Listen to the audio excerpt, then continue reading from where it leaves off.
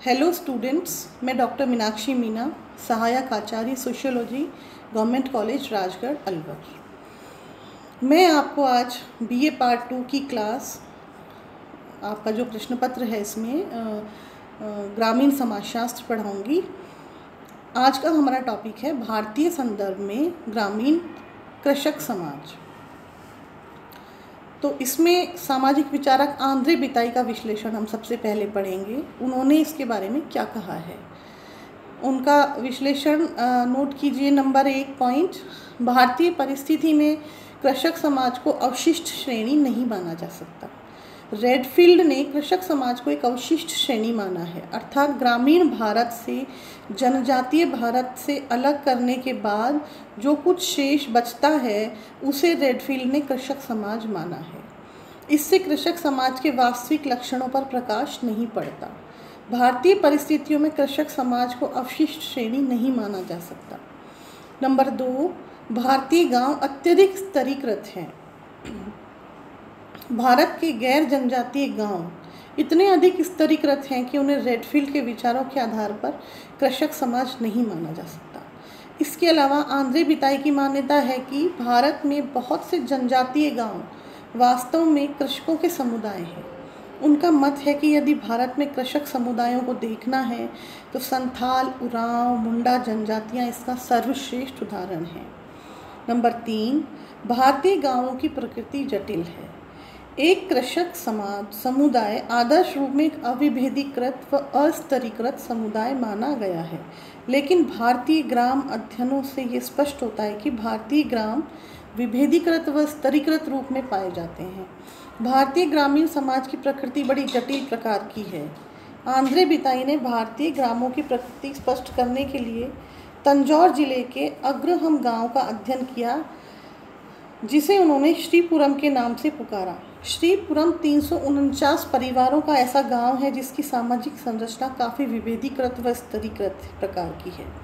इन परिवारों में 92 परिवार ब्राह्मणों के हैं, जो अन्य गांवों के लोगों से पृथक एक अलग मोहल्ले में रहते हैं। इन लोगों को किसी भी दृष्टि से कृषक वर्ग के साथ नहीं रखा जा सकता। गांव के कृषकों से ये लोग भोजन, वस्त्र, बोलचाल, रहन सहन की परंपरा की दृष्टि से भिन्नता लिए हुए हैं। इन लोगों की परंपरागत मान्यताएं इन्हें स्वयं भूमि जोतने की आज्ञा नहीं देती, जबकि भूमि जोतना कृषक जीवन की अनिवार्य शर्त है। ये लोग प्रमुखतः अध्ययन, अध्यापन तथा धार्मिक अनुष्ठानों के कार्य में लगे हुए पाए गए हैं। ये लोग तमिल की बजाय संस्कृत को अधिक महत्व देते हैं। श्रीपुरम की तरह ही ब्राह्मण सारे भारत में पाए जाते हैं। गांव में ब्राह्मणों के अलावा राजपूत, जागीरदार, जमींदार, ठिकानेदार तथा उच्च परिस्थिति वाले मुसलमान भी स्वयं खेत नहीं जोतते, बल्कि निम्न जाति के किराएदारों से जुतवाते हैं। इस गांव में खेती करने वाली जातियों के 3 प्रमुख समूह वेल्लावास, कलावास तथा पाड़ याचीस पाए जाते हैं। इन्हीं समूहों से मिलकर गांव का कृषक वर्ग बना है। यद्यपि ये भूस्वामी कृषक होने के बजाय किराए पर भूमि जोतने वाले काश्तकार हैं। अतः स्पष्ट है कि श्रीपुरम ऐसा गांव है जिसके कृषक समाज नहीं कहा जा सकता। नंबर 4, जाति में पाए जाने वाले आंतरिक विभेदीकरण की जटिलता।